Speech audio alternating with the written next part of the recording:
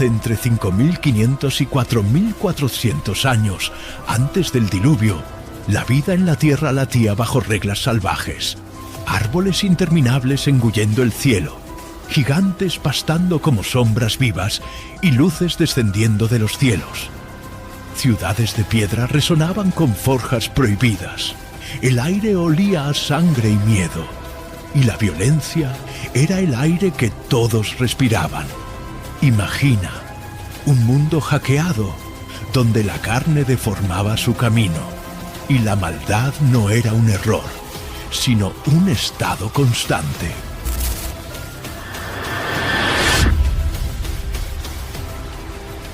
Pero cuando las aguas rugieron, fuentes del abismo explotando, con puertas del cielo abriéndose, todo se hundió en un silencio ensordecedor.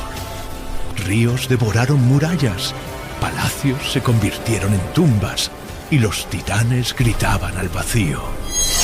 Fue una quimioterapia cósmica, limpiando el código de la creación. Y del lodo emergió Noé, no como héroe intocable, sino como padre exhausto, pesando el suelo enlodado. Su linaje, la semilla frágil que reconstruyó naciones. ¿Y si el diluvio no fue solo un fin, sino el precio para un renacimiento puro? Vamos a sumergirnos en esta saga, cómo tres ramas de un árbol solitario tejen el mundo que habitas hoy. El mundo ya tuvo un fin, literalmente, un fin total. Un silencio que engulló continentes. Un vacío que apagó todo lo que existía antes. Y cuando las aguas se detuvieron, solo 8 personas respiraban sobre la Tierra. 8, frente a un planeta entero.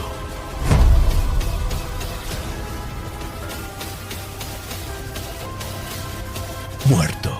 La mayoría cuenta esta historia como si fuera un cuento infantil. Animales entrando en fila. Un viejo construyendo un barco gigante. Un arco iris colorido al final. Pero esa no es la verdad. La versión real es mucho más cruda, mucho más humana, mucho más perturbadora.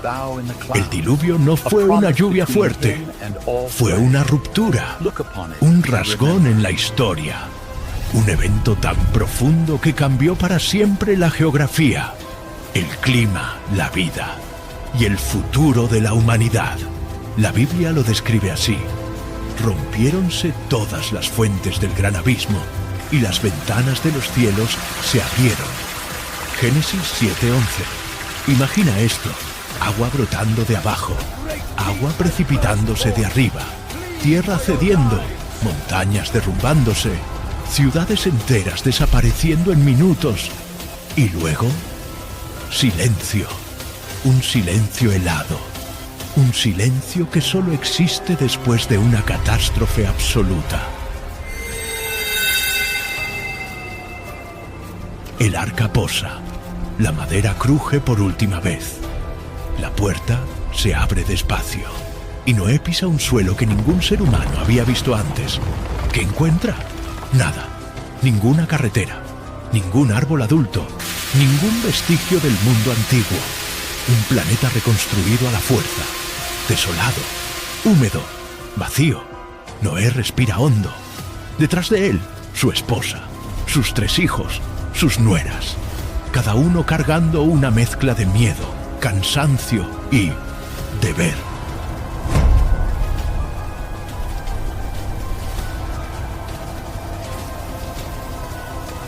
Porque ahora, queriendo o no, ellos eran el comienzo de todo. La humanidad entera dependía de ellos, de la fuerza de ellos, de la unión de ellos, de la fe de ellos. Y eso es algo en lo que casi nadie piensa. Cada ciudad moderna, cada nación actual, cada lengua, cada pueblo, cada cultura, todo nació de allí, del lodo, del silencio, de la incertidumbre y de la valentía de esos 8 sobrevivientes. Ellos no tenían mapas, no tenían herramientas listas, no tenían vecinos para ayudar, no tenían un mundo estable, ni clima predecible, ni tierra domada. Era un recomezo radical. Un mundo joven. Un mundo bruto.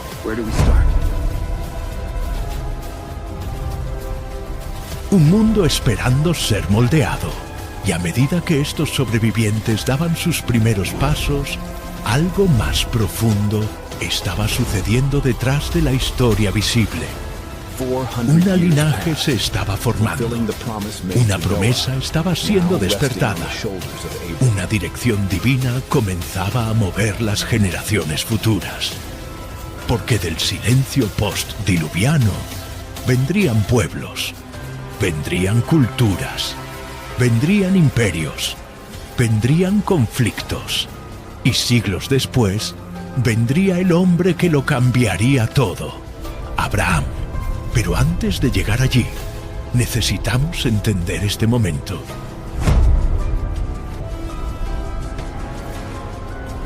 Este instante, este día cero de la humanidad moderna.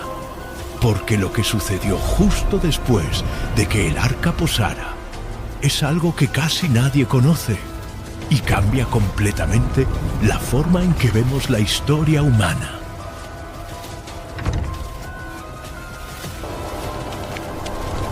El mundo estaba silencioso. Ninguna ciudad, ninguna senda, ningún sonido humano resonando en las montañas. Solo 8 personas caminando sobre un planeta que había sido limpiado y reseteado. Y es aquí donde comienza la nueva historia de la humanidad. Noé no salió del arca como héroe triunfante. Salió como alguien que cargaba un peso enorme. Él era ahora el padre de todos los que vendrían después. Y el texto lo deja claro desde el inicio de su nueva jornada. En Génesis 8, versículo 1, está escrito: Dios se acordó de Noé. Esto no es solo recuerdo, es declaración, es confirmación de que el pacto seguía vivo. Noé pisó la tierra con una misión, aunque él aún no la entendiera totalmente. A su lado estaba su esposa, sin nombre, pero con rol esencial. Ella no necesitaba ser citada para ser fundamental.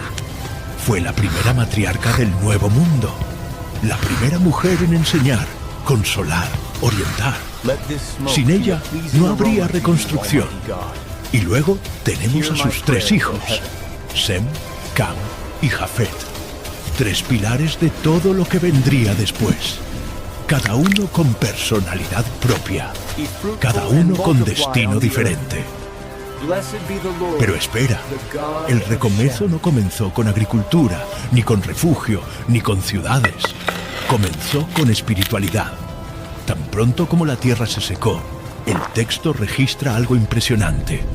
Génesis 8, versículo 20.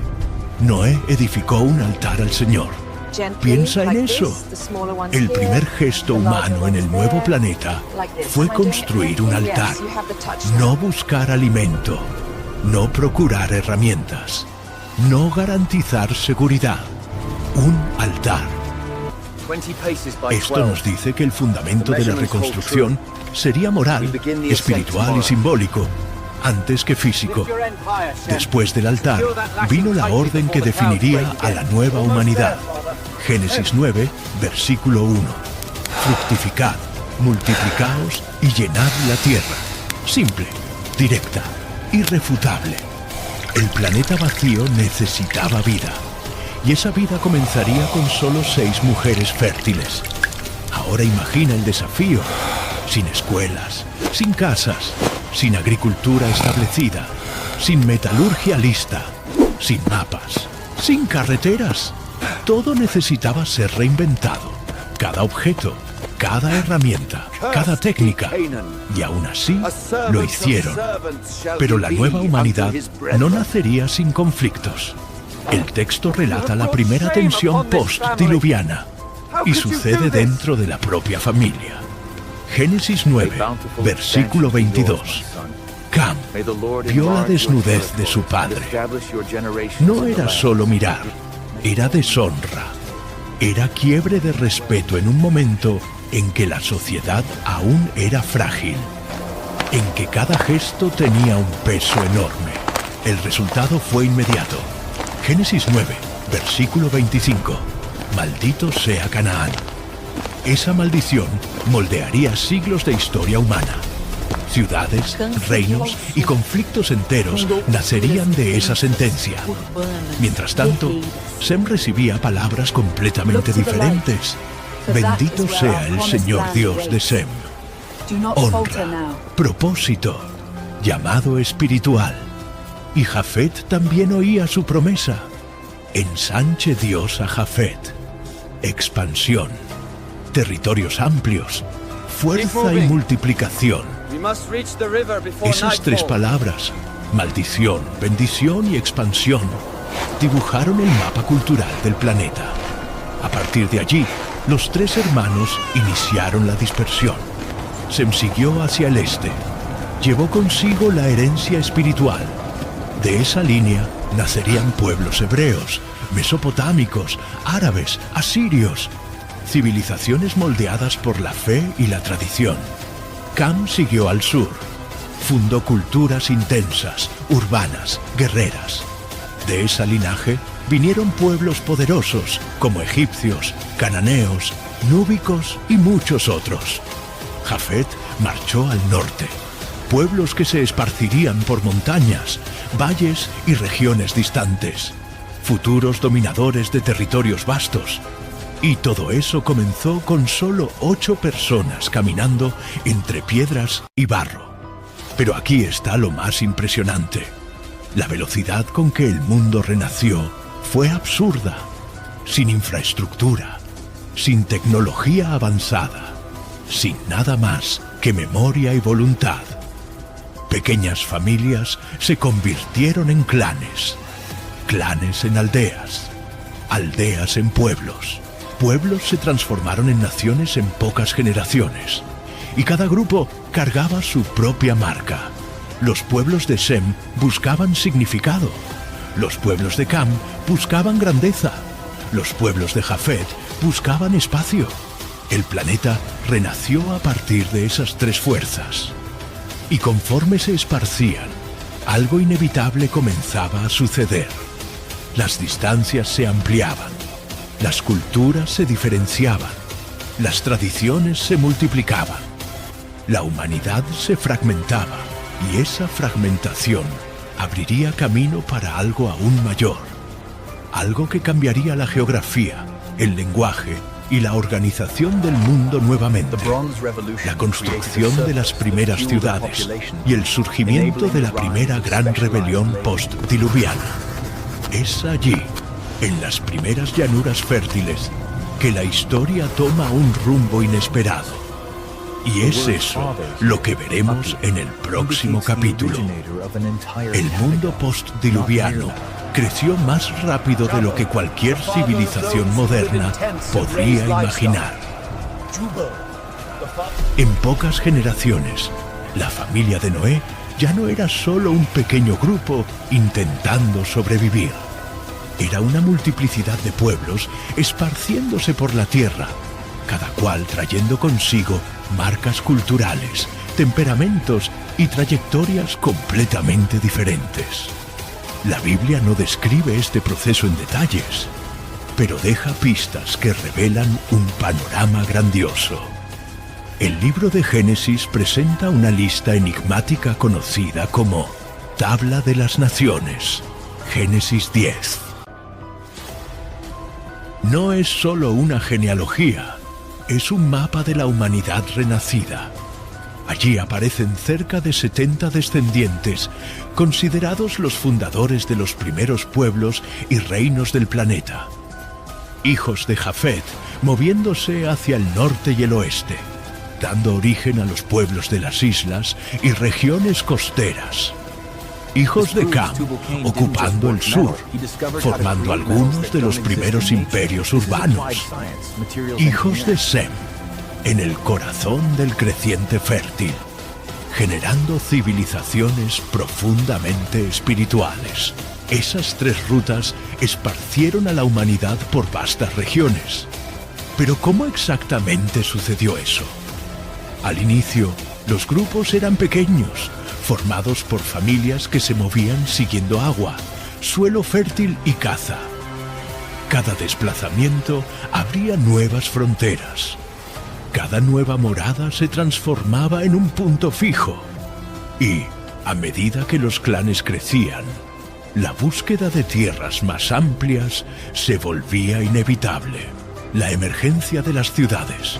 La Biblia afirma que uno de los primeros en establecer ciudades fue Nimrod, nieto de Cam. Génesis 10, 8-10 lo describe con una frase impresionante. Comenzó a ser poderoso en la tierra. Y más, él fundó ciudades como Babel, Erech, Nínive y Calá. Núcleos urbanos que dominarían el mundo antiguo. Para por un segundo, piensa en lo que esto significa. Apenas unas generaciones después de que el mundo fuera completamente destruido, ya existía alguien tan poderoso que controlaba múltiples ciudades. Esto no es normal. Esto es aterrador. ¿Cómo alguien acumula tanto poder tan rápido? Y más importante, ¿por qué? Esa información aislada revela algo monumental. Apenas unas generaciones después del diluvio, ya existían centros con organización, muros, templos, distribución de agua, supervisión agrícola y sistemas de defensa, para una humanidad que recomenzaba desde cero. Esto es extraordinario. Arqueólogos confirman que regiones como la Mesopotamia, exactamente donde la Biblia posiciona esas primeras ciudades, fueron el verso de sistemas de escritura, leyes, irrigación y comercio. Y todo eso comenzó con familias que, pocas décadas antes, aún vivían en chozas improvisadas en las faldas del Ararat. El crecimiento de las naciones siguió un patrón curioso. Donde surgían ciudades, surgían rutas. Donde surgían rutas, surgían conflictos. Donde había conflictos, surgían ejércitos. Y donde había ejércitos, surgían reyes. Y con los reyes surgía ambición. La fragmentación cultural. La Biblia describe que la tierra tenía una sola lengua y una sola manera de hablar. Génesis 11:1.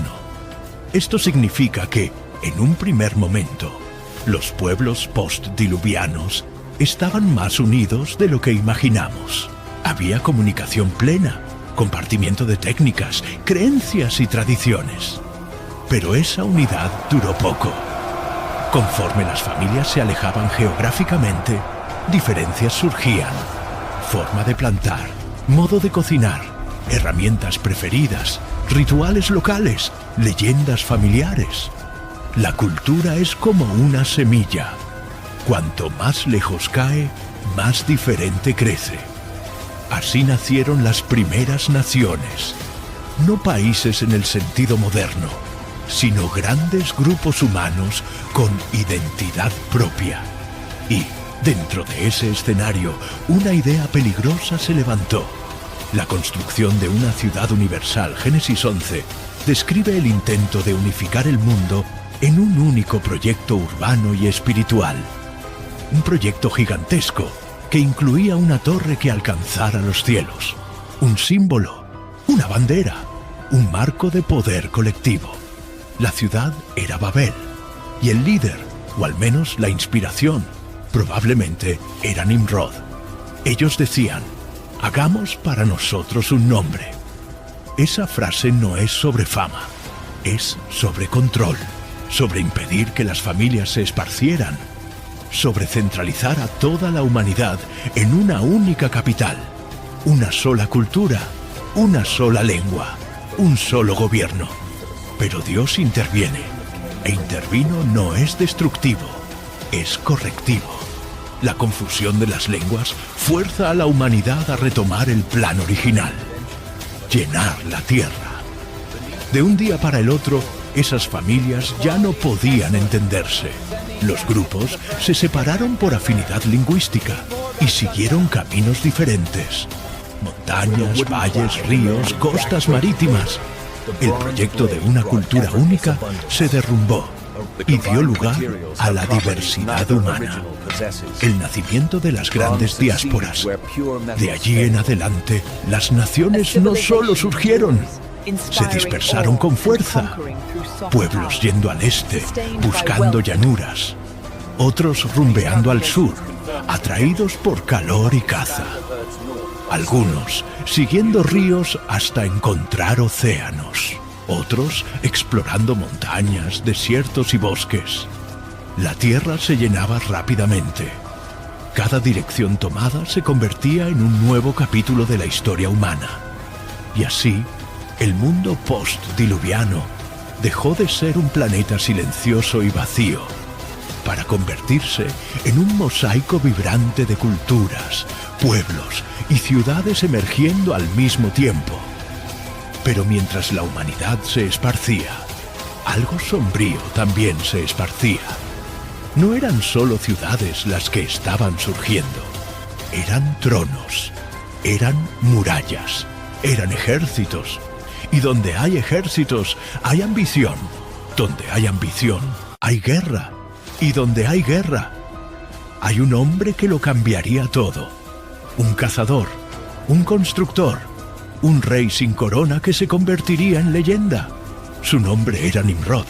Y lo que él construyó no fue solo un imperio. Fue una rebelión silenciosa contra el propio Dios. Cuando las naciones se dispersaron después de la confusión de las lenguas en Babel, el mundo entró en una nueva fase. Lo que antes eran solo familias expandiéndose por el territorio, ahora se convertía en un escenario de pueblos enteros compitiendo por espacio, recursos, influencia e identidad. Fue en ese escenario aún joven e inestable donde nacieron los primeros imperios.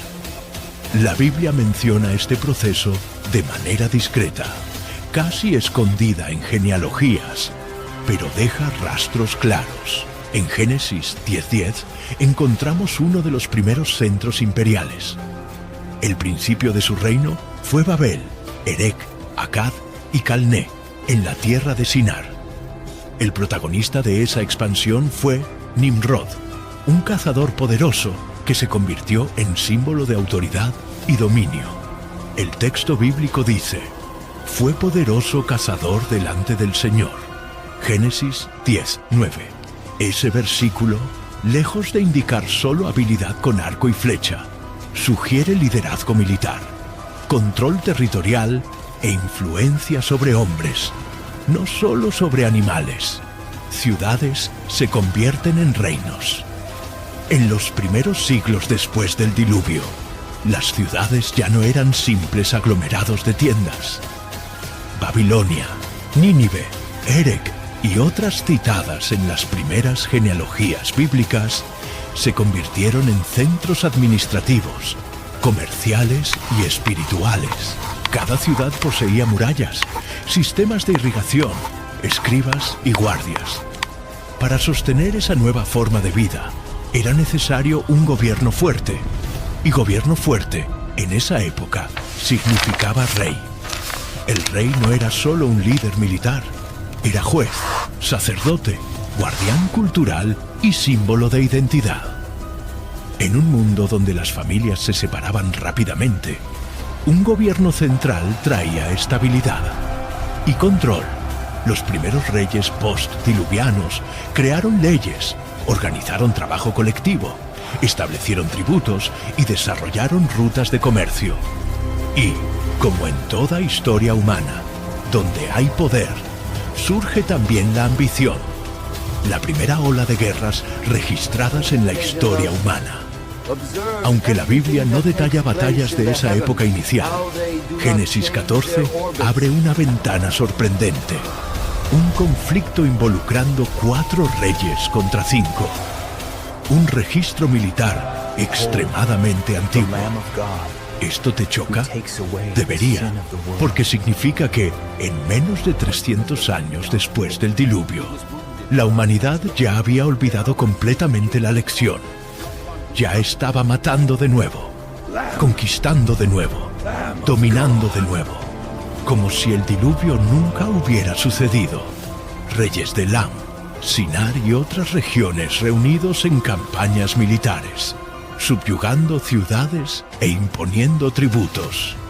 Es impresionante percibir que apenas unas generaciones después de Noé ya existían alianzas, sistemas de vasallaje y conflictos organizados. Esto revela un mundo en plena expansión, pero también en plena tensión. Las guerras no sucedían solo por territorio, suceden por recursos, especialmente agua y suelo fértil.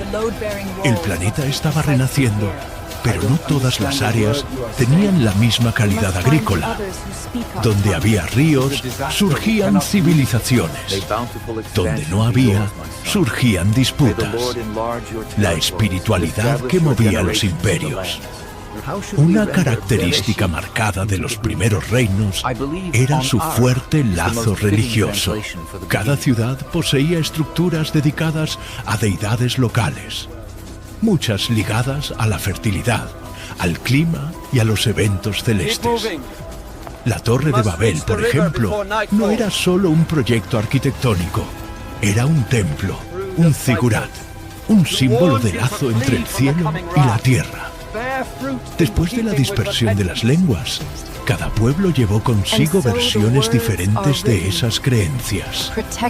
Así, el mundo post-diluviano no solo se dividió culturalmente, se dividió espiritualmente. Pero en medio de esa diversidad creciente, había un linaje que preservaba la fe original, la de Sem.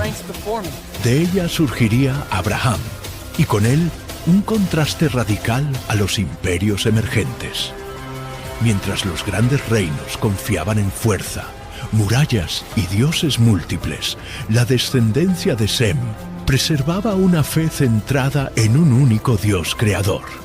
El choque entre culturas, a medida que los imperios crecían, inevitablemente colisionaban con pueblos nómadas, tribus familiares y pequeños clanes. Esos encuentros moldearon regiones enteras. Pueblos agrícolas versus pueblos pastores, ciudades amuralladas versus aldeas dispersas, escritura formal versus tradición oral, reinos expansionistas versus familias aisladas. La formación de los primeros imperios creó un paisaje contrastante. De un lado, centros urbanos altamente organizados. Del otro, poblaciones que aún vivían como los antepasados de Noé, siguiendo rebaños y viviendo en tiendas. Esa diferencia generaba tensión y moldeaba fronteras, tecnologías que lo cambiaron todo. Ese periodo vio avances que lo cambiarían todo. Por primera vez, los hombres no solo plantaban, controlaban ríos enteros. No solo usaban piedras, fundían metales. No solo atravesaban aguas, construían embarcaciones que cargaban toneladas. Y, tal vez lo más impresionante, comenzaron a escribir. No dibujos simples, escritura real, contratos, leyes, historias. La humanidad estaba dejando de ser tribal y convirtiéndose en civilización. Pero civilización sin Dios es solo poder acumulado. Y poder acumulado siempre termina en guerra. Los imperios de la Mesopotamia no permanecieron solos por mucho tiempo.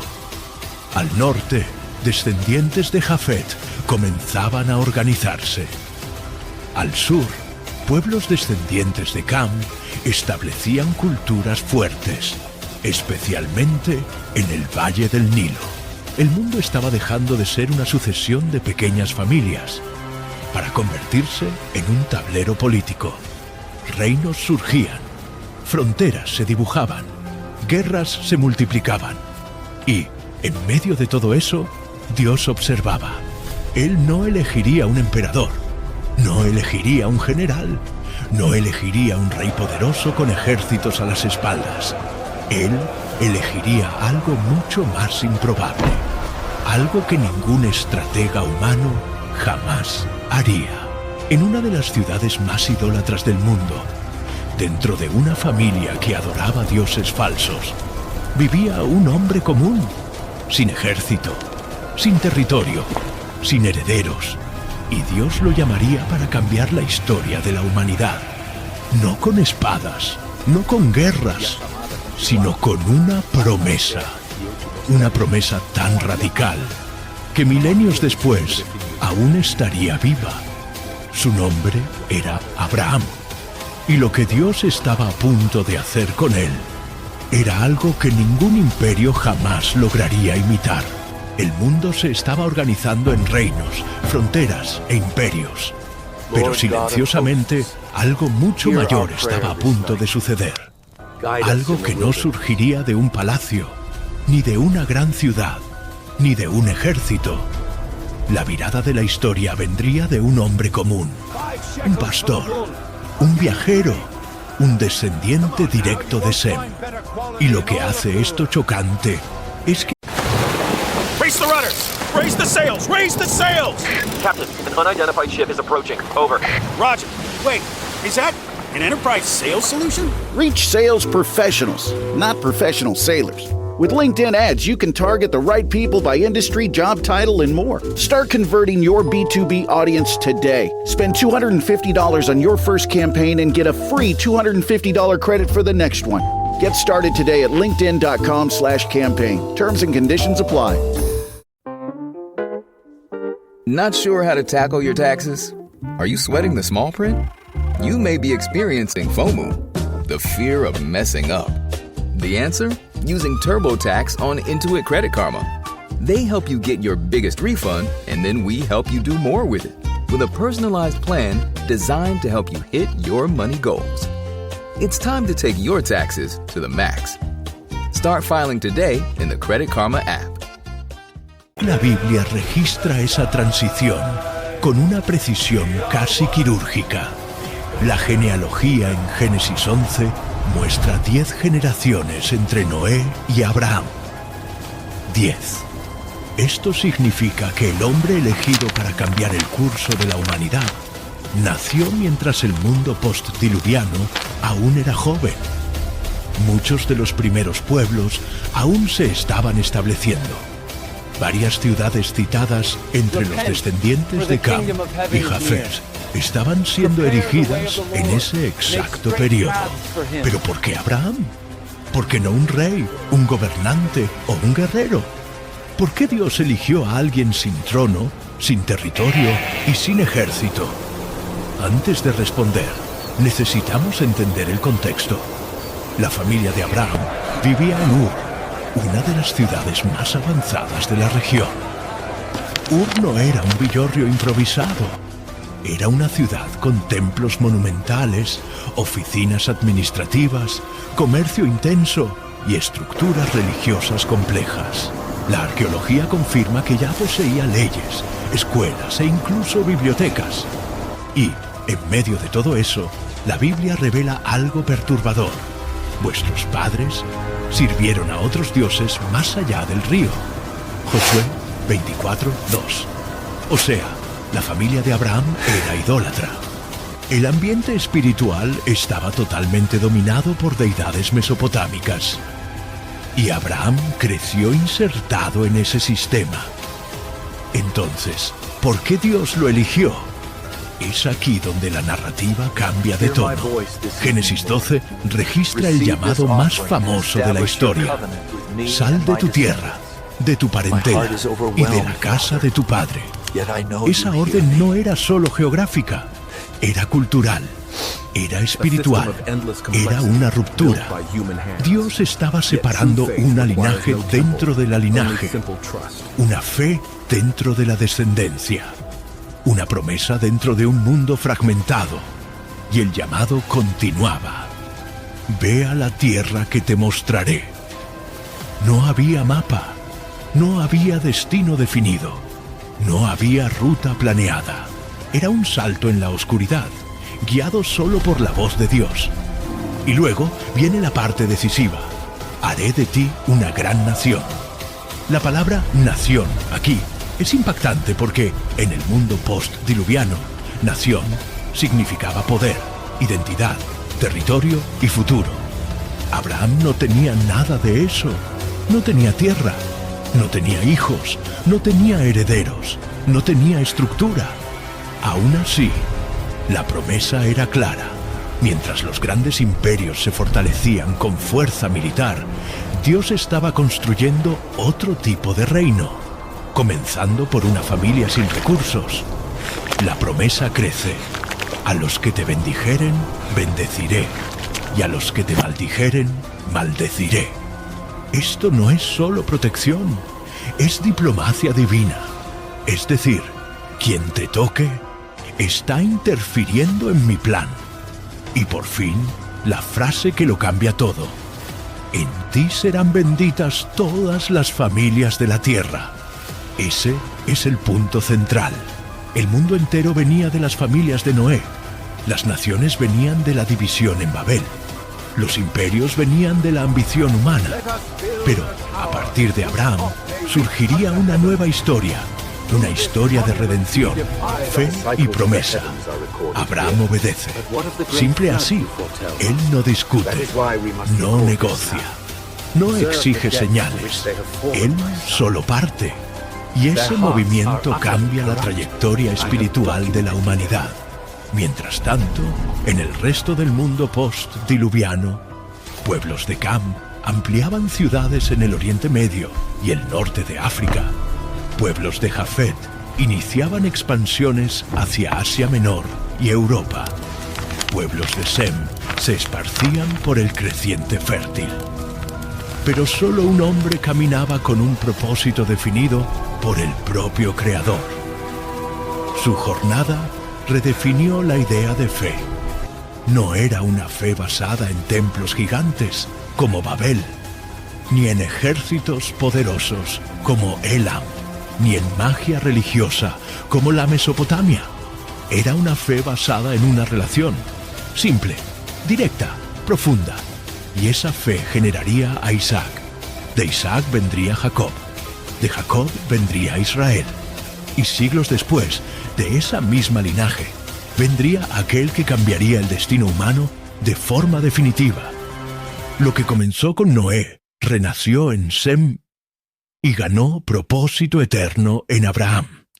El mundo post-diluviano caminaba hacia guerras, imperios y conflictos.